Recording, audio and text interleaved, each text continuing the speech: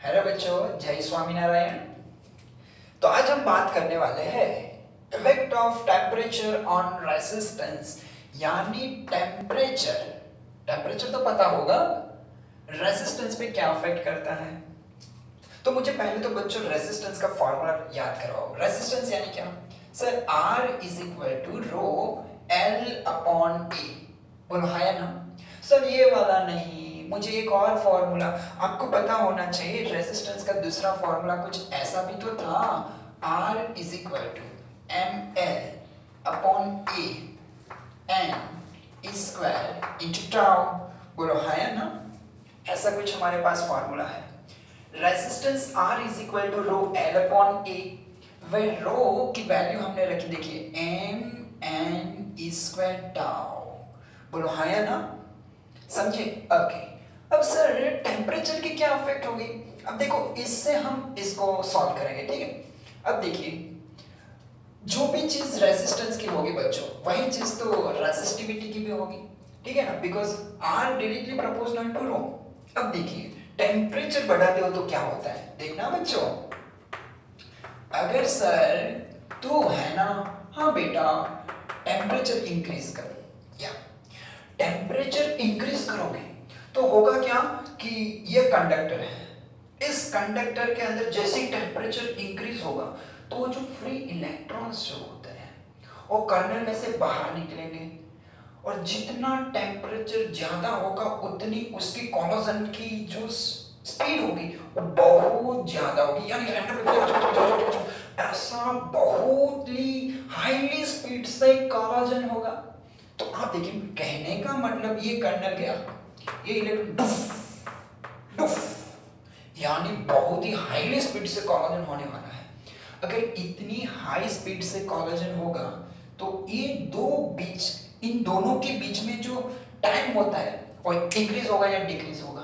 Decrease होगा। यानी बच्चों इसके बीच में जो टाइम होता है उसको हम क्या बोलते हैं? Relaxation time. बोलो क्या? Relaxation time. तो देखो टेम्परेचर बढ़ाया तो इलेक्ट्रॉन का वाइब्रेशन सर बढ़ा, और ये हम सर किसके लिए बात कर ले? देखो मटेरियल को हम तीन हिस्सों में डिवाइड करते हैं। पहले कंडक्टर के लिए पढ़ेंगे, देन आफ्टर सेमीकंडक्टर के लिए, एट लास्ट एलॉय के लिए, ठीक है बच्चों। तो पहला चलो लिख भी देता हूं, कंडक्टर। Okay okay. अगर टेम्परेचर सर इंक्रीज हुआ तो क्या होगा सर? वाइब्रेशन ज्यादा होगा, यानी सर वाइब्रेशन इंक्रीज होगा, बहुत ज्यादा कोलिजन होगा, बहुत फास्ट वाइब्रेशन होगा। तो सर उससे जो रिलैक्सेशन टाइम है टाउ, वो क्या होगा? इंक्रीज होगा बच्चों। क्या होगा? इंक्रीज होगा। अगर रिलैक्सेशन टाइम इंक्रीज, क्या इंक्रीज, क्या इंक्रीज, क्या इंक्रीज। अरे यार समझ देखो, हाँ ये देखना। अब यहां पे देखना बच्चों, टाउ क्या है? डिनोमिनेटर में। अगर डिनोमिनेटर इंक्रीज होगा, डिनोमिनेटर अगर इंक्रीज होगा, अब देखो ये क्या सही है? हाँ देखिए अगर ये इंक्रीज होगा तो रेजिस्टेंस क्या होगा? डिक्रीज होगा। रेजिस्टेंस क्या होगा? डिक्रीज। और बच्चों आप लोग कर क्या रहे हो? टेम्परेचर को इंक्रीज कर रहे हो तो ये कोलिजन फास्ट होगा, कोलिजन फास्ट होगा तो ये रिलैक्सेशन टाइम इंक्रीज नहीं बल्कि क्या होगा? यस, डिक्रीज होगा। रिलैक्सेशन टाइम क्या होगा? डिक्रीज होगा। Vibration increase but relaxation time क्या होगा बच्चों? यस, डिक्रीज होगा। अब देखिए रिलैक्सेशन टाइम अगर डिक्रीज है तो रेजिस्टेंस क्या होगा? इंक्रीज होगा। फिर से टेम्परेचर इंक्रीज तो वाइब्रेशन की स्पीड ज्यादा हो जाएगी, स्पीड ज्यादा होगी तो इन दोनों के बीच में जो टाइम लगता है वो टाइम क्या हो जाएगा? कम हो जाएगा। टाइम अगर कम, यानी वो कौन सा टाइम है बच्चों? Relaxation time. अगर वो डिक्रीज होगा, denominator decrease, then all answer क्या आएगा? इंक्रीज होगा। यानी सर इसका रेजिस्टेंस क्या होगा? इंक्रीज होगा। बोलो बच्चों क्या होगा? इंक्रीज होगा। इतना पता चला? फिर से temperature increase, vibration increase, relaxation time decrease, तो रेजिस्टेंस क्या होगा? इंक्रीज होगा। यानी याद रखिए मेरे बच्चों कि सर हाँ बेटा टेम्परेचर इंक्रीज होगा तो रेजिस्टेंस में क्या होगा? इंक्रीज होगा। अब देखिए एम मास ऑफ इलेक्ट्रॉन वो कांस्टेंट रहेगी, चार्ज वो भी कांस्टेंट रहेगा, बट ये क्या है नंबर ऑफ इलेक्ट्रॉन, उस पर कोई इफेक्ट पड़ेगी, देखते हैं। अब देखिए ये किसका हुआ, रिलैक्सेशन टाइम का हो गया। अब ये क्या है, I am talking about number of electron. अब क्या होगा बच्चों, जैसे टेम्परेचर इंक्रीज होगा ना वैसे ये एटॉम है, इस टेम्परेचर ज्यादा होने की वजह से इसमें से इलेक्ट्रॉन करके बाहर निकलेगा। जितना टेम्परेचर ज्यादा होगा उतना उसमें से नंबर ऑफ इलेक्ट्रॉन इंक्रीज हो गए, यानी टेम्परेचर इंक्रीज करने से एटॉम का क्या होगा, आयोनाइजेशन होगा। क्या होगा, आयोनाइजेशन। और आयोनाइजेशन की वजह से नंबर ऑफ इलेक्ट्रॉन क्या हो गए, इंक्रीज हो गए। क्या हो गए, इंक्रीज हो गए। अब मुझे ये बच्चों बताना, करंट जो होता है किसकी वजह से होता है, फ्लो ऑफ फ्री इलेक्ट्रॉन। तो यहाँ पे एक चीज ऐसा बोल रही है कि सर टेम्परेचर इंक्रीज करो नंबर ऑफ इलेक्ट्रॉन इंक्रीज होता है, टेम्परेचर इंक्रीज करो रेजिस्टेंस इंक्रीज होता है। अगर रेजिस्टेंस इंक्रीज हुआ तो करंट क्या होगा, डिक्रीज होगा। तो इन दोनों में से हम कंसीडर किसको करेंगे, क्या ये हमारा सिग्निफिकेंट रहेगा या फिर नंबर ऑफ इलेक्ट्रॉन सिग्निफिकेंट रहेगा। याद रखना बच्चों दोनों में से कोई एक ही होगा। कैसे दिखाता हूं, जो मेटल है बेटा वो कंडक्टर है, और कंडक्टर के पास नंबर ऑफ इलेक्ट्रॉन कितने रहते हैं, 10⁻29 पर मीटर क्यूब, यानी 1 मीटर क्यूब लोगे उसमें 10⁻29 जितने ऑलरेडी फ्री इलेक्ट्रॉन अवेलेबल है। जस्ट थिंक 10⁻29 इलेक्ट्रॉन अवेलेबल है। अब इसमें से 10, 15 या 500 ऐड कर दो, साला क्या फर्क पड़ता है, कुछ भी तो नहीं, समझे ना। आप बोलो मेरे पास 10 करोड़ है, वाह सोच के मजा आया कि 10 करोड़ है, इसमें से मैं आपको 500 रुपए दे दूं तो कोई फर्क पड़ेगा नहीं। तो वैसे ही आप सोचिए मेटल के पास 10⁻29 इलेक्ट्रॉन अवेलेबल है। अब टेम्परेचर इंक्रीज करो 10-12 इलेक्ट्रॉन, अरे चलना भाई 100, अरे 1000 दे दिया, कोई फर्क पड़ेगा, नो। इसका मतलब ये प्रोमिनेंट नहीं है, तो इसका मतलब हमारे लिए सिग्निफिकेंट कौन रहेगा, ये।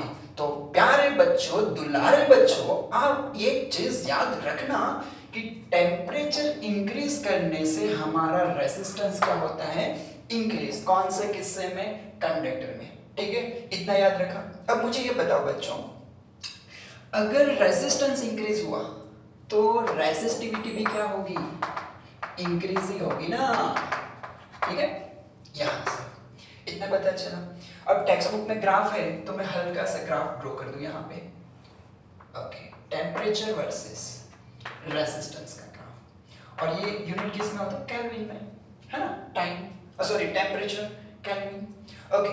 टेम्परेचर इंक्रीज होता है वैसे वैसे रेजिस्टेंस क्या होता है, इंक्रीज। तो मान लो 0 से स्टार्ट करते हैं, ओके, तो इस तरह से ये इंक्रीज होता रहेगा, ठीक है। हाँ, एक चीज याद रखना, मटेरियल चेंज होगा वैसे वैसे ये ग्राफ भी थोड़ा बहुत चेंजेस होता रहेगा, थोड़ा बहुत चेंजेस होता रहेगा। तो ये हो गया हमारा कंडक्टर। अब बच्चों सेकंड पढ़ लेते हैं, सेमीकंडक्टर। सेमी यानी आधा कंडक्टर, थोड़ा थोड़ा कंडक्टर, कैसा, थोड़ा थोड़ा।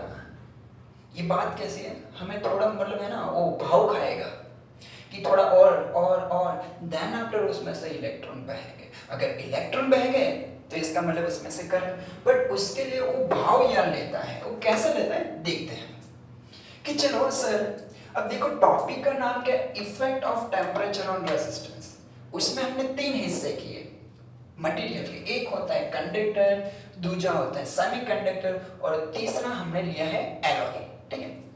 अब देखिए सेमीकंडक्टर में बच्चे टेम्परेचर इंक्रीज करोगे तो क्या होगा, रिलैक्सेशन टाइम, वो तो हमने अभी पढ़ा है सर, रिलैक्सेशन टाइम क्या होगा, डिक्रीज होगा। अगर रिलैक्सेशन टाइम डिक्रीज हुआ इसका मतलब रेजिस्टेंस क्या होगा, देखिए ये डिक्रीज तो रेजिस्टेंस इंक्रीज होगा। ये एरो का मतलब इंक्रीज और ये डिक्रीज, और ये बच्चों टाव है ना, ओके। सर कंडक्टर सेमीकंडक्टर दोनों सेम हो रहे हैं। रुक अभी बात ये किस्सा खत्म। दूसरा, टेम्परेचर इंक्रीज करो तो सेमीकंडक्टर जो होता है, और सेमीकंडक्टर हम पढ़ने वाले 12th में लास्ट चैप्टर, दो कंडक्टर पढ़ेंगे, सिलिकॉन एंड जर्मेनियम। क्या? सिलिकॉन एंड जर्मेनियम, जिससे वो सेमीकंडक्टर बना हुआ है। बहुत मजेदार चैप्टर है। अब इसमें से करंट बढ़ाने के लिए हम उसमें क्या डॉपिंग करते हैं बच्चों। डॉपिंग यानी उसमें इंप्योरिटी ऐड करते हैं, और इंप्योरिटी ऐड करने से क्या होता है, यहाँ पे जैसे टेम्परेचर इंक्रीज हुआ, नंबर ऑफ इलेक्ट्रॉन क्या हो गए, इंक्रीज हो गए।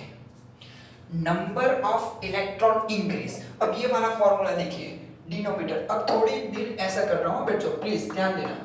नंबर ऑफ इलेक्ट्रॉन, अगर बच्चों नंबर ऑफ इलेक्ट्रॉन इंक्रीज हुए, रेजिस्टेंस क्या होगा, डिक्रीज। रेजिस्टेंस डिक्रीज होगा तो करंट फटाक से फटाक फ्लो होगा। और यू गेटिंग इट? बोलो चमका क्या? हाँ, अब ये पूछोगे सर चमका क्या, तो बच्चों एक डायलॉग है कि मैं ऐसा बोलूंगा ना, चमका क्या, तो आपको घर पे बैठे बोलना चमका ना सर, ठीक है? ओके, चलिए फिर से देखिए, नंबर ऑफ इलेक्ट्रॉन इंक्रीज हुआ तो ये फॉर्मूला डिनोमिनेटर में अगर ये इंक्रीज होगा तो आपका रेजिस्टेंस क्या होगा, डिक्रीज होगा। अगर बच्चों रेजिस्टेंस डिक्रीज होता है तो करंट इंक्रीज होगा। तो अब इन दोनों में से हमारा डोमिनेंट यानी सिग्निफिकेंट कौन रहेगा, दिस वन। क्योंकि सेमीकंडक्टर में से अगर आपको करंट फ्लो करवानी है तो इसमें नंबर ऑफ इलेक्ट्रॉन बढ़ाने पड़ेंगे। क्यों बढ़ाने पड़ेंगे, पता चला क्यों, नंबर ऑफ इलेक्ट्रॉन बढ़ाओगे तब जाकर रेजिस्टेंस डिक्रीज होगा। अगर रेजिस्टेंस डिक्रीज होगा करंट इंक्रीज होगा। यानी इसमें नॉट ऐसे करोगे कि अगर से टेम्परेचर इंक्रीज करेंगे तो इसका रेजिस्टेंस क्या होगा, बोलो डिक्रीज होगा। बोलो क्या होगा, रेजिस्टेंस डिक्रीज होगा। यानी हमारा ये प्रोमिनेंट नहीं है, ये प्रोमिनेंट है। चलो फिर से, कंडक्टर में क्या, टेम्परेचर बढ़ाओ रेजिस्टेंस इंक्रीज, बट इसमें उसका उल्टा, सेमीकंडक्टर टेम्परेचर इंक्रीज करोगे तो ये प्रूफ रहा, रेजिस्टेंस क्या होगा, डिक्रीज। सर इसका ग्राफ ड्रॉ करना है तो कर लेना, देख ले। ये क्या है, रेजिस्टेंस भी डिक्रीज होगा और रेजिस्टिविटी भी डिक्रीज होगी। टेम्परेचर 40 क्या होगा, टेम्परेचर इंक्रीज हो रहा है तो वैसे वैसे उसका रेजिस्टेंस डिक्रीज होगा। मतलब इस तरह से कुछ आप समझ सकते हो, ठीक है? ओके, अब एक और है जिसका नाम है एलॉय। क्या है, एलॉय। एलॉय यानी क्या बेटा, दो मेटल या दो से ज्यादा मेटल को मिक्स अप करते हैं अकॉर्डिंग टू अवर रिक्वायरमेंट कि हमें कौन से कैरेक्टरिस्टिक चाहिए, और उस कैरेक्टरिस्टिक के हिसाब से 3-4 मेटल को मिक्स करते हैं और एकदम बढ़िया एक नई चीज क्रिएट करते हैं जिसको हम एलॉय बोलते हैं। जनरली ऐसा माना जाता है कि टेम्परेचर इसमें इंक्रीज करो डिक्रीज करो, इसको ऐसा नल्ले की तरह बैठा रहेगा, इसको कोई फर्क नहीं पड़ता। यानी टेम्परेचर इंक्रीज करो तो भी ठीक है, टेम्परेचर डिक्रीज करो तो भी कुछ नहीं है। वो कैसा रहेगा, जैसे पत्थर पे पानी गिरता रहेगा, कोई इफेक्ट होगा नहीं। सिमिलर, टेम्परेचर इंक्रीज करने पे उस पर कोई इफेक्ट नहीं होती है, तो इसलिए मैं लिख देता हूं no affected by temperature. But actually बेटा लिटिल बिट अफेक्ट करता है, बट जनरली हम क्या समझते हैं कि टेम्परेचर इंक्रीज करने से एलॉय में ज्यादा कोई फर्क नहीं पड़ता है। तो इसका ग्राफ कैसा रहेगा, likely to be straight, but थोड़ा देखो हल्का सा मैंने ऊपर किया, क्यों, प्रैक्टिकली में थोड़ा बहुत अफेक्ट करता है इसलिए, बट हम कंसीडर तो क्या करते हैं, नो अफेक्टेड बाय टेम्परेचर। बोलो बच्चों, इतना समझ में आया? फिर से चलो, कंडक्टर के लिए टेम्परेचर इंक्रीज करेंगे तो रेजिस्टेंस और रेजिस्टिविटी बोथ आर इंक्रीज। कोई पूछे रीजन क्या है तो बता दो ये रीजन, ओके? सेमीकंडक्टर में टेम्परेचर इंक्रीज करोगे, दोनों रीजन के अकॉर्डिंगली टेम्परेचर इंक्रीज करने से रेजिस्टेंस हमारा क्या होता है, डिक्रीज। अगर रेजिस्टेंस डिक्रीज होगा तो करंट इंक्रीज होगा एंड अलोइंग नो अफेक्टिंग। ठीक है, अब बच्चों एक एक्सपेरिमेंट से आपकी टेक्स्ट बुक में जस्ट उसका फॉर्मूला ही दिया है, बट अगर आप जेईई नीट की एग्जाम दे रहे हो तो इसका डेरिवेशन भी आपको थोड़ा बहुत अच्छे से याद रहना चाहिए। तो अब हम उसकी ओर चलते हैं कि क्या करना है। तो अब देखिए, चलो नोट डाउन कर दो।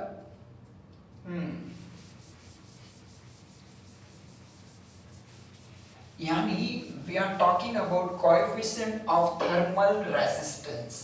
कई लोग उसको ऐसा भी बोल सकते हैं टेम्परेचर कोएफिशिएंट ऑफ रेजिस्टेंस, सब कुछ चलता है, बस उसका कंसेप्ट क्लियर होना चाहिए। बोलो हाँ ना, ठीक है।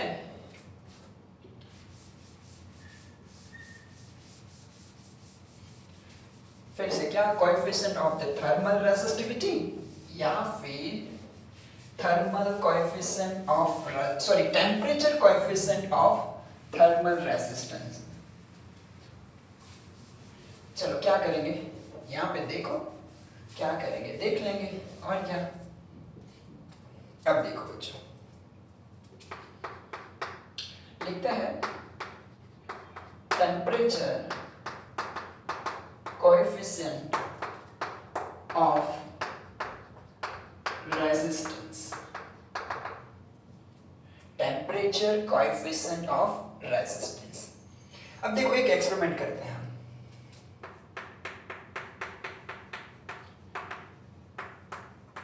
क्या कि अभी ये कॉपर का वायर है, इसका टेम्परेचर इनिशियली टेम्परेचर बच्चों T है, इनिशियल टेम्परेचर T है। तो बच्चों बताओ एट द टाइम उसका रेजिस्टेंस भी क्या होगा, R। क्या होगा, R। अब इस कॉपर का टेम्परेचर हम बढ़ाते हैं, कॉपर का टेम्परेचर हम इंक्रीज करते हैं, कितना, dt जितना इंक्रीज करते हैं। तो इंक्रीज करने के बाद उसका टेम्परेचर क्या हो जाएगा, T प्लस dt। और हमें पता है कि सर कंडक्टर है तो टेम्परेचर बढ़ाने से उसका रेजिस्टेंस चेंज होता है, इंक्रीज होगा डिक्रीज होगा, वो तो डिपेंड करता है मटेरियल पे। अगर कंडक्टर लोगे तो इंक्रीज होगा, सेमीकंडक्टर लोगे तो डिक्रीज होगा। ठीक है, तो R प्लस dt, बोलो है ना। एक काम करो, इनिशियल टेम्परेचर है तो उसका इनिशियल रेजिस्टेंस R0 लिख देते हैं, यहाँ पे भी R0 लिख देते हैं। ठीक है, फाइन। हाँ, यहाँ पे क्या आएगा, dr आएगा, dr0। तो आप सोचो कि टेम्परेचर इंक्रीज करने से, टेम्परेचर इंक्रीज करने से रेजिस्टेंस इंक्रीज हो रहा है डिक्रीज हो रहा है, व्हाटएवर एक्चुअली किस पर डिपेंड करता है बच्चों, वो हमें देखना है। याद रखना ये स्टेप, यहां से आप लोगों को याद रखना है कि सर जो रेजिस्टेंस में चेंज होगा it directly proportional to the, yes, जितना टेम्परेचर इंक्रीज करते हो इस पर डिपेंड करता है। और तो बताइए सर दूसरा, ये चीज आपको खास याद रखनी है कि dr is directly proportional to the initial resistance। Yes बच्चों, ये चीज खास नोट करो। ये तो पता ही है कि टेम्परेचर चेंज होगा तो r चेंज होने ही वाला है, but change in resistance is also depends on initial resistance। क्या, initial resistance। अब इस दोनों इक्वेशन को अगर बच्चों में मिला हो तो by equation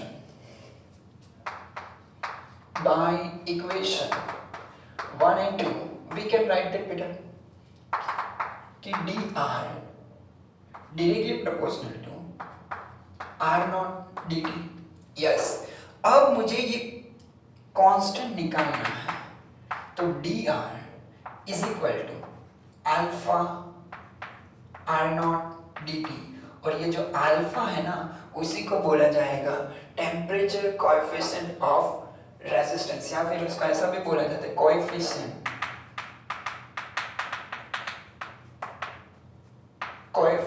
of thermal resistance. चलो समझ में आया कि नहीं आया, आया। चलो तो dr is equal to alpha into r0 into dt, तोतला तोतला चलो dr is equal to alpha r0 dt when alpha is equal to coefficient of thermal resistance। आगे ठीक है, मुझे पूरा फॉर्मूला चाहिए। अब मैं क्या करता हूँ बेटा, दोनों साइड इंटीग्रेशन कर देता हूँ, दोनों साइड इंटीग्रेशन कर दो तो क्या होगा, देखिए dr integration alpha R naught dt। Resistance initial कितना था सर, आर नॉट, फाइनल कितना है, एक काम करो आर रखते हैं, ठीक है, इनिशियल इंक्रीज डिक्रीज होकर फाइनल। ओके, इनिशियल टेम्परेचर कितना है सर, इनिशियल के लिए टी आई रखते हैं, वो भी कर सकते हो डोंट वरी, और फाइनल टेम्परेचर टी एफ। तो इसका डेरिवेशन कुछ ऐसा होगा कि sir integration R naught to R is equal to alpha constant बाहर ले लिया। हाँ एक बच्चों याद रखनी चीज कि 99% तो अल्फा हम कांस्टेंट ले ही लेते हैं, बट याद रखना बच्चों alpha it depends on the temperature. But calculation के लिए हमारे टेक्स्ट बुक में, हमारे सिलेबस में अल्फा को कांस्टेंट ले लेते हैं। अगर वो कांस्टेंट ले लेते हैं तो वो बाहर निकल जाएगा, आर नॉट बाहर निकल जाएगा, तो इंटीग्रेशन dt का क्या रहेगा, t, so alpha R naught t, ये क्या हो जाएगा ti tf, बोला है ना। अब देखिए फाइंड, अब इंटीग्रेशन का रूल्स क्या होते हैं, upper limit minus lower limit, तो r minus R naught alpha R naught, upper limit क्या है tf, इनिशियल लिमिट क्या है ti, हो गया। अब देखो मुझे फाइनल रेजिस्टेंस कितना इंक्रीज या कितना डिक्रीज व्हाटएवर मुझे ये फाइंड करना है बच्चों। तो आर ये सामने चला गया बेटा, तो यहां से यहां पे जाएगा तो वो क्या हो जाएगा बच्चों, प्लस हो जाएगा, क्या हो जाएगा, प्लस हो जाएगा। तो ये हुआ R naught plus alpha R naught T F minus T I. अब इन दोनों में से क्या कॉमन निकल सकते हैं, अब हो गया बच्चों final R naught bracket 1 plus alpha delta T. This is your final formula जो आपकी टेक्स्ट बुक में दिया है। R is equal to R naught 1 plus alpha into delta T, वे डेल्टा टी को क्या बोला जाएगा, temperature difference, coefficient, initial resistance and final resistance, ठीक है। और इसी को बेस लेकर आप रेजिस्टिविटी का भी फॉर्मूला बना सकते हो। देखिए resistivity 1 plus alpha delta T, don't worry बना सकते हो, बोला है ना। अब एक और चीज देखिए कि अगर मैं बेटा अल्फा का यूनिट पूछूं आपको कि अल्फा का यूनिट कितना है तो कैसे निकालोगे। देखिए अल्फा चाहिए ना सर, तो मैं ऐसा कर सकता हूँ, अल्फा मुझे चाहिए, फाइन, तो इसको इस साइड भेज दो, तो alpha is equal to, just hold a minute, alpha naught alpha delta T, बोलो है। अब इसको इस साइड भेज दो तो क्या होगा, R minus R naught is equal to R naught alpha into delta T. मेरे को क्या चाहिए, अल्फा चाहिए, तो आर नॉट और डेल्टा टी दोनों कहाँ पे आ जाएंगे, नीचे आ जाएंगे, यहाँ पे देगा। So alpha is equal to R minus R naught into delta T. तो ये फॉर्मूला भी बच्चों आपको याद रहे तो रखना चाहिए। रेजिस्टेंस का और ये रेजिस्टेंस का यूनिट कैंसिल हो जाएगा, 1 अपॉन डेल्टा टी, यानी क्या रहेगा, केल्विन इनवर्स बोल सकते हो या centigrade inverse. This is the unit of alpha, unit of alpha. चलो बच्चों, तो ये पूरा हमारा डेरिवेशन हो गया। और एक चीज याद रखना, छोटी सी मैं नोट करवाना चाहता हूँ यहाँ पे कि अल्फा जो होता है कई बार क्या डायरेक्टली पूछा जाता है तो हमें वो याद नहीं रहता। तो अल्फा की जो बच्चों वैल्यू है यहाँ पे अल्फा, वो कंडक्टर के लिए क्या होती है, सेमीकंडक्टर के लिए क्या होती है, और अलॉय के लिए क्या होती है। यहाँ पे देखिए अल्फा, अगर टेम्परेचर इंक्रीज होगा, टेम्परेचर इंक्रीज होगा तो रेजिस्टेंस इंक्रीज होगा। टेम्परेचर इंक्रीज होने से रेजिस्टेंस इंक्रीज तभी हो पाएगा जब डेल्टा की वैल्यू पॉजिटिव आए, डेल्टा टी की वैल्यू पॉजिटिव आए, तो एट द टाइम आपका अल्फा कैसा रहता है, पॉजिटिव। समझ में आया? दूसरी चीज सेमीकंडक्टर ले लो, सेमीकंडक्टर में रेजिस्टेंस डिक्रीज होगा, तो रेजिस्टेंस डिक्रीज कब होगा, जब ये टर्म आपका क्या है, नेगेटिव, सो अल्फा क्या होगा, नेगेटिव। ये छोटी छोटी बातें, छोटी छोटी बातें बहुत से अच्छे से याद रखनी, और अलग no affected, that's why alpha क्या रहेगा, जीरो रहेगा। अल्फा क्या रहेगा बच्चों, जीरो। फिर से कंडक्टर के लिए पॉजिटिव, सेमीकंडक्टर के लिए नेगेटिव, एलॉय के लिए जीरो। चलो चमका गया, ठीक है? तो इतना आज रखते हैं। थैंक यू फ्रेंड्स, जय स्वामीनारायण।